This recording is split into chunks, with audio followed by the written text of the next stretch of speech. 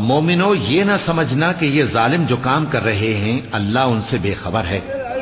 وہ ان کو اس دن تک مہلت دے رہا ہے جبکہ دہشت کے سبب آنکھیں پھٹی کی پھٹی رہ جائیں گی اور لوگ سر اٹھائے ہوئے میدان قیامت کی طرف دوڑ رہے ہوں گے۔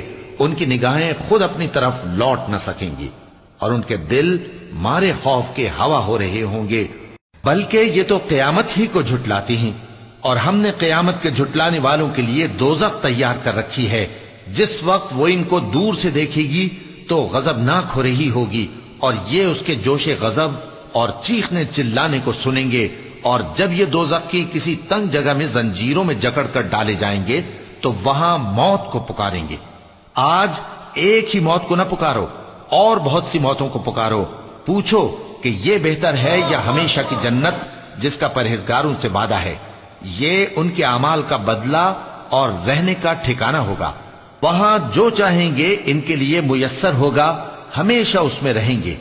یہ وعدہ اللہ کو پورا کرنا لازم ہے اور اس لائق ہے کہ مانگ لیا جائے۔ بلا شبہ تھوہر کا درخت گناہگاروں کا کھانا ہوگا، جیسے پگھلا ہوا تانبا۔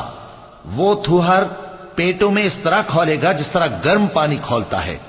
حکم دیا جائے گا کہ اس کو پکڑ لو اور کھینچتے ہوئے دوزخ کے بیچوں بیچ لے جاؤ، پھر اس کے سر پر کھولتا ہوا پانی اونڈیل دو کہ عذاب پر عذاب ہو۔ اب مزہ چکھ، تو بڑی عزت والا اور سردار تھا۔ یہ وہی دوزخ ہے جس میں تم لوگ شک کیا کرتے تھے۔ بے شک پرہیزگار لوگ چین کے مقام میں ہوں گے، یعنی باغوں اور چشموں میں باریک اور دبیز ریشم کا لباس پہن کر ایک دوسرے کے سامنے بیٹھے ہوں گے۔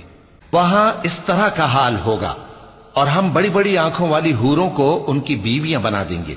وہاں امن و اطمینان سے ہر قسم کے میوے منگائیں گے اور کھائیں گے، اور پہلی دفعہ کے مرنے کے علاوہ موت کا مزہ پھر نہیں چکھیں گے، اور اللہ ان کو دوزخ کے عذاب سے بچا لے گا۔